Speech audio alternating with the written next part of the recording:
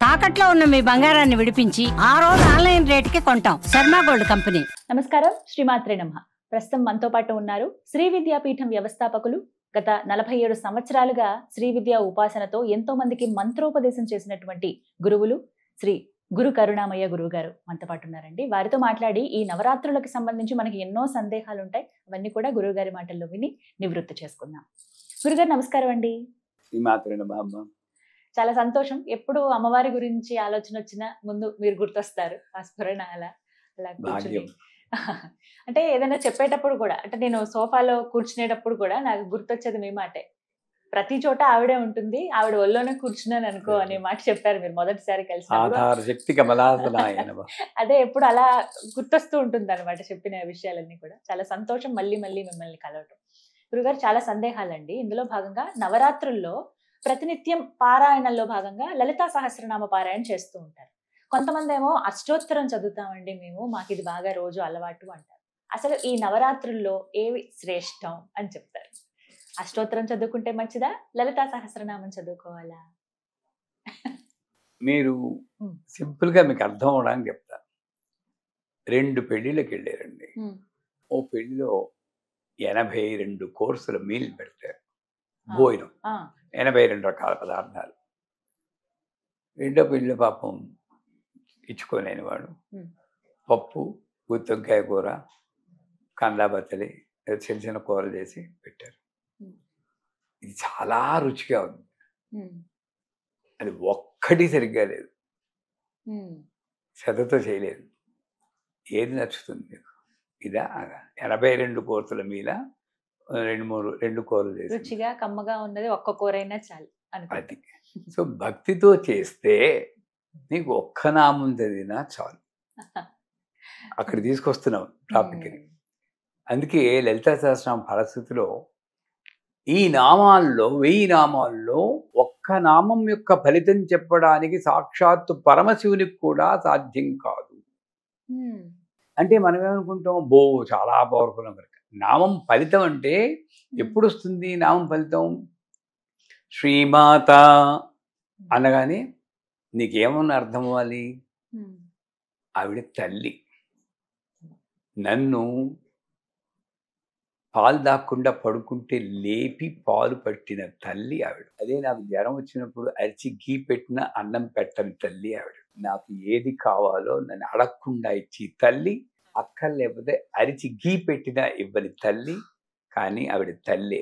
నేను నాది అనుకునే జరగకపోతే అది తల్లి కాదు అని అనుకుంటున్నాను కదా, అది తప్పు అని నాకు అర్థం అవ్వాలి. ఇంత భావన నేను పెట్టుకుని శ్రీమాత అనగలగాలి. చేస్తున్నావా? ఒక మాట అనేస్తా.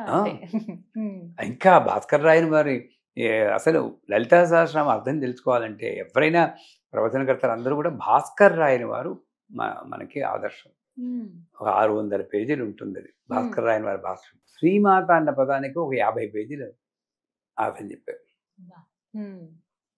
అంటే అంత అర్థం తెలుసుకుని చేయగలిగితే ఒక్క నామం యొక్క ఫలితం కూడా చాలు. ఇంప్లిమెంట్ చేయాలి. తాపత్రయాగ్ని సంతప్త సమాహ్లాదన చంద్రిక అంటే ఏంటి? నీ నామం ఎవడైతే చదువుతాడో వాడికి ఆధ్యాత్మిక, ఆది భౌతిక, ఆది దైవిక తాపత్రయం ఉండకూడదు. నేనేం చేస్తున్నాను? ఆ పదం చదువుతూనే టైం అయిపోతుంది అనుకో. తాపత్రయాగ్ని సంతప్త అంటే ఎక్కడొచ్చింది నాకు? అంటే చేసేది ఒకటి, చదివిది ఒకటి అవుతుంది కదా. అంచేత నెంబర్ 1 అది. ఇంకోటి ఏంటంటే ద్వాదశైతా నామాని ఎప్పయతృణ్యాదపి అని 12 నామాలని చెప్తారు. 12 ఉండొచ్చు, 300 ఉండొచ్చు, 100, 108 ఉండొచ్చు, సహస్రం ఉండొచ్చు. ఏదైనా సరే కావలసింది భక్తి, శ్రద్ధ, ప్రతిఫలాపేక్ష లేకుండా చేయడం, దాని మీదే దృష్టి ఉంచడం. ఇలా కానీ చదవగలిగితే, అసలు నన్ను అడిగితే నవరాత్రుల్లో ఒక్క నామం చెప్పినా కూడా ఆ నవరాత్రుల్లో ఉన్న శక్తి వల్ల ఎంతమంది దేవతలు ఉంటారని. ప్రథమం శైలపుత్రీతి, ద్వితీయం బ్రహ్మచారిణీం, తృతీయం నవదుర్గలు వస్తారు కదండి, ఆ టైంలో ఒక్కొక్కళ్ళు ఒక్కొక్క పేరుతో పిలుచుకుంటారు. అటువంటి దేవతా సమూహం ప్రకృతిలో ఉన్నటువంటి సమయంలో నేను సహస్రం చదవాలా, అష్టోత్తరం చదవాలా అని కాదు, నేను ఎంత శ్రద్ధగా ఒక ఎసెన్స్, హోమియోపతి మెడిసిన్ టించర్ ఉంటుంది, మదర్ టించర్ లాగా అంత ఎసెన్స్ తోటి నేను చదవగలిగితే నువ్వు ఏది చదివినా పర్వాలేదు. అష్టోత్తరం కాదు, 12 నామాలు చదివినా పర్వాలేదు. సో ఇక్కడ కావాల్సింది క్వాంటిటీ కాదు, క్వాలిటీ అని తెలుసుకుంటే ఈ డౌట్ మనకి. శ్రద్ధ ముఖ్యం అన్నిటికన్నా కూడా. చాలా మంది ఏంటంటే దీక్ష తీసుకున్నప్పుడు లేకపోతే ఈ 9 రోజుల పాటు ఈ దసరా వరకు కూడా సమయాన్ని ఎంచుకుంటారు, ఉదయం, మధ్యాహ్నం, సాయంత్రం అని. ఇలా ఏ సమయంలో పఠిస్తే మంచిది అంటారు? అది ఒక్క నామమే కావచ్చు, జపంలాగా కావచ్చు, సహస్రమే కావచ్చు, ఏవైనా కానీ. సాధారణంగా ఉషకాలంలో బ్రహ్మముహూర్తం ఒకసారి మనం మాట్లాడుకున్నాం, బ్రహ్మముహూర్తంలో చేస్తే చాలా మంచిది. అలాగే సంధ్యా సమయంలో చేస్తేనూ మంచిది. ఎందుకంటే ఈ 2 సమయాల్లోనూ మనసు కొంచెం ప్రశాంతంగా ఉండడానికి ఆస్కారం. ఉషకాలం డెఫినెట్గా ప్రశాంతంగా ఉంటుంది. సంధ్యా సమయంలో ఇంకైపోయింది కదా, పడుకుంటాను అయిపోయింది అన్న ఒక రిలాక్సేషన్ ఈ మధ్యలోనే మనకి ఫ్రస్ట్రేషన్లో ఉండడానికి ఛాన్స్ అంచేత ఉషకాలంలోనూ సంధ్యా సమయంలో చేసుకుంటే మంచిది. దీనికన్నా ముందు మనస్సు ప్రశాంతంగా ఉండాలి. అందుకే ప్రతి సహస్రనామానికి ధ్యాన శ్లోకం అంటుంది. సింధూరారణ విగ్రహం తృణీనాం మాణిక్యమౌళి స్ఫురత్తారాయకశేఖరామని మొదలెడతారు. ఎందుకు? వాడికి తెలుసు, అమ్మవారికి తెలుసు, ఈడు ఒంటింట్లో 12 రకాల మూలు ఊహలు అన్ని వదిలేసి వచ్చి వండుతుంది, ఆవిడ సెటిల్ అవ్వడానికి నేను కొంచెం టైం ఇవ్వాలని. ఈ ధ్యానం అన్నది ఏంటంటే ప్రాపంచిక విషయాల్లో ఏంటి, నేను ఆధ్యాత్మికానికి వచ్చినప్పుడు దాని ఉన్న ట్రాన్సిషనే ధ్యానం. అది నేను చూడకుండా సింధూరాణ విగ్రహం త్రైనా మాణిక శ్రీమాత శ్రీమహా అంటే అదే మూడు నువ్వు మెయింటైన్ చేస్తున్నావు. ఆ 3 నుండి ఈ 3కి రావాలి, వస్తేనే నీకు ఆ తాదాత్మ్యం చెందుతావు, మమేకమవుతావు. దానికోసం ధ్యానం పెట్టారే నా యొక్క ఆలోచన, మా గురువు గారి ఆలోచన. ఆ ధ్యానం చేస్తున్నప్పుడు మెల్లిగా రూపం, నేను ఎలాగా విగ్రహం కాదు అక్కడ, ఈ దహరాకాశంలో నిన్న రూపం చిత్రీకరించుకోవాలి. సింధూరారణ విగ్రహం త్రినయనాం అంటే కళ్ళు కనబడాలి, ఆ పీనవక్షోరుహాం వక్షస్థలం కనబడాలి, పాణిభ్యాం అలిపూర్ణ రత్నశకరం అది కలశం కనబడాలి, ఇవన్నీ కూడా గాజులు కనబడాలి, నగలు కనబడాలి, కలశం రత్తార హారోద్యులాంగి వేలాడుతున్న హారాలు కనబడాలి. ఎన్ని అర్థం తెలుసుకోగలిగితే అంత కొంచెం అయినా సరే తెలుసుకుని ఒక ఆకారం ఏర్పరచుకొని ఇక్కడున్న ఆకారానికి నేను శ్రీమాత శ్రీమహారాజ్ఞి, ఇక్కడున్న ఆకారం అని అందుకోసం పెట్టారు. అందుచేత సో ఏ సమయంలో చెప్పవచ్చు అంటే మనసు ప్రశాంతంగా ఉన్న సమయంలో ఈ సహస్రనామాలు లాంటివి చేసుకుంటే మంచిది.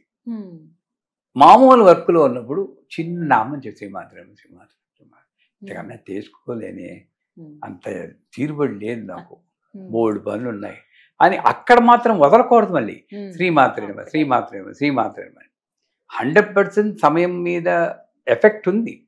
ఏ సమయంలో ఏ దేవత, కొన్ని ఇదైతే ఉగ్రదేవతల్ని రాత్రి సమయంలో జపం చేస్తే మంచిది, సాత్విక దేవతలు ఇక్కడ చేస్తే మంచిది అని ఉన్నాయి, దీంట్లో శాస్త్రాల్లో ఉన్నాయి. అని ఉన్నా సరే మనోధర్మం అని చెప్పి కృష్ణ భగవాన్ చెప్పినట్లు నాకు ఎప్పుడు మనస్సు ప్రశాంతంగా ఉంటుందో అప్పుడు తీరుబడిగా కూర్చుని నేను సహస్రనామం చదువుతాను. కానీ అలాగని మనసు ప్రశాంతంగా లేదని వదిలేయకుండా బిజీగా ఉన్నప్పుడు చిన్న మంత్రం శ్రీమాత్రే నమః అందరం చెప్పేది అదే, అది చెప్పుకుంటే చాలు, అన్నీ సమానమే. అయితే సమయానికి సంబంధించింది అని అక్కడ ఆగిపోకుండా ఆ సమయంలో చెప్పుకోవాలి, మిగతా సమయంలో టూకీగా చెప్పుకోవడం ఉత్తమం. ఇది ఒకటి అలవాటు చేసుకోవాలి ప్రతి ఒక్క అది అలవాటు చేసుకోవాలి. నేను అది చెప్పకుండా ఉండలేను అన్న స్థితి ఉండాలి, కానీ అయ్యో చెప్పాలే అని చెప్పుకోకూడదు. చాలాసార్లు ఫ్లైట్లో వెళ్తున్నప్పుడు ఇవాళ నేను సంధ్యావందనం చేయలేకపోయాను. ఎందుకు? పొద్దున్న 2:30కి లేచాను, ఆ ఫ్లైట్లో కూర్చున్నావు, రాగానే మీ ఫోన్ పరిగెత్తాలి. నేను సంధ్యావనం ఆదరబదగా ఇలా చేయడం నాకు ఇష్టం ఉండదు. నాకు ఇదే సంధ్యావనం అంతే. అలాగా నేను అంటే నా గురువు నేను చెప్పింది, నేను అందరికీ అదే రూల్ అని నేను చెప్పను. నాకు మనస్సు ప్రశాంతంగా ఉన్నప్పుడు నేను చేస్తాను. ఇక్కడ చేసేది నేనేం ఆడుకోవట్లేదు పాడుకోవట్లేదు, ఇదికే అమ్మవారి గురించే పాడు, ఏది అన్నీ ఒకటే. మళ్ళీ రేపు వెళ్ళగానే మామూలుగా సంధ్యావనం చేసుకుంటాం. అట్లాగా నాకు ఆ సమయంలో మనస్సు ప్రశాంతంగా ఉన్నప్పుడు, నిర్మలంగా ఉన్నప్పుడు స్తోత్రం చేసుకోవడం, మిగతా సమయంలో చిన్న మంత్రం జపం చేసుకోవడం ఉత్తరం. అది సాధన రహస్యం. సహస్రనామం చదువుతున్నాము, ముగింపు ఏ విధంగా ఉండాలి? ఫలశ్రుతితో ముగించాలా, ఇంకా ప్రత్యేకించి ఇంకేమైనా నామాలు చదవాలా? అసలు ఫలశ్రుతితో ముగించమని అనడం అనేది లోకంలో ఉన్న వాడుకే గాని, అసలు నన్ను అడిగితే సహస్రనామం చదవడానికి ముందు నువ్వు ఫలశ్రుతి చదువుకో. ముందే చదవమంటారు చెప్తున్నాను. అప్పుడు దీని వాల్యూ ఏమిటో తెలుస్తుంది. అంతే, మర్చిపో ఇంకా. అమ్మో ఇంత గొప్పదనమాట. ఇప్పుడు మీరు సుమన్ టీవీకి వచ్చానండి, రావడానికి ముందు సుమన్ టీవీ అంటే ఎంత పాపులరో నేను చూసుకుంటాను. అబ్బో ఇంత గొప్ప టీవీ అనమాట, ఇంతమంది చూస్తారన్నమాట అంటే ఒక నిబద్ధత ఉంటుంది. అంటే ఫలశ్రుతి నేను ముందు చదివానంటే అంతే, ఒక్కసారే చదవాలి. దాని మీద అందుకోసమే పెట్టారు. అంతేగాని ఫలశ్రుతి లేకపోతే నీకు ఫలితం రాదు, ఇవన్నీ మధ్య మధ్యలో వాళ్ళు చెప్పింది, అది వేరే విషయం. నేను దాని గురించి కమెంట్ చేయను. లాజికల్గా కుర్రగాళ్ళు ఆలోచించండి. అది చదివినంలో ఏమొస్తుందో ఒకసారి చదువుకుంటారు. చాలా బ్రహ్మ విష్ణు మహేశ్వరులు కూడా చెప్పలేదు, నా అదృష్టం అంతే, మర్చిపోవడం. ప్రతిసారి దాన్ని చెప్పడం. చివర్లో శ్రీ శివ శివశక్తి రూపిణి లలితాంబిక అంతే, అదే ఎండింగ్. లలిత తర్వాత ఇంకెవరు ఉన్నారమ్మా ఎండ్ చేయడానికి? ప్రారంభం ఆవిడే, ముగింపు ఆవిడే. శ్రీమాత ఆవిడ, లలిత అంబిక ఆవిడ. ఆవిడ గొప్పతనం అదే. మీరు నేను కలిసి ఉంటే hi I'm Anjali, sorry I'm Geethanjali, glad to meet you అంటారు. ముందు పేరు చెప్పేశారు. ఆవిడ మరి గొప్ప కదా, యునిక్ కదా. ఆవిడ పేరు చెప్పలేదు, ఐఎమ్ శ్రీమాత. నా క్యారెక్టర్ చెప్పుకున్నాను, నా గుణం చెప్పుకున్నాను. చివర్లో ముగింపు లలిత, అది ముగింపు అంటే.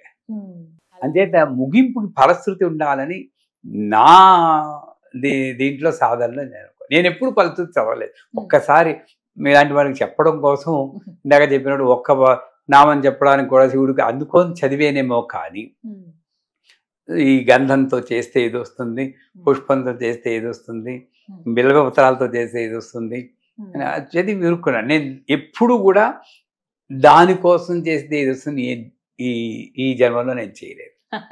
నాకు ఆనందం కోసం చేశాను అంతే. అంచేత ముగింపు అనేది వెళ్తే నవరాత్రుల్లో ఏ రోజుకి ఆ రోజు బట్టి, ఇప్పుడు ఉదాహరణకి బాల అష్టోత్తరం చదువుకుని లలితా సహస్రనామం చదువుకోవటం, మళ్ళీ సరస్వతిదేవి అష్టోత్తరం చదువుకొని నవరాత్రుల్లో ఎందుకంటే నవరాత్రుల్లో ఆవిడ ఆ రూపంలో విశిష్టంగా కనబడుతుంది కాబట్టి అక్కడ కూడా బాల వేరు లలిత వేరు, అన్నపూర్ణ వేరు లలిత వేరు అనుకోకూడదు. అమ్మ నువ్వే బాలగా వచ్చావు, నిన్ను ఈ నామాలతో స్తుతిస్తున్నాను, కానీ జనరల్గా ఉన్న నామాలు నాకు అలవాటు అయిపోయి అది మానుకోలేను అని అలా చదువుకోవాలి. అలాగే ఏ రోజు మేము అదే చేస్తాం, బాలాష్టోత్తరం అన్నపూర్ణాష్టోత్తరం చదువు, అలా చదువుకున్నా పర్వాలేదు. ఇలా ప్రక్రియగా పెట్టుకొని ఈ 10 రోజులు చదివితే ఖచ్చితంగా అమ్మ వెంటే ఉంటుంది. తప్పకుండా. చాలా సంతోషం అండి. శ్రీమాత్ర.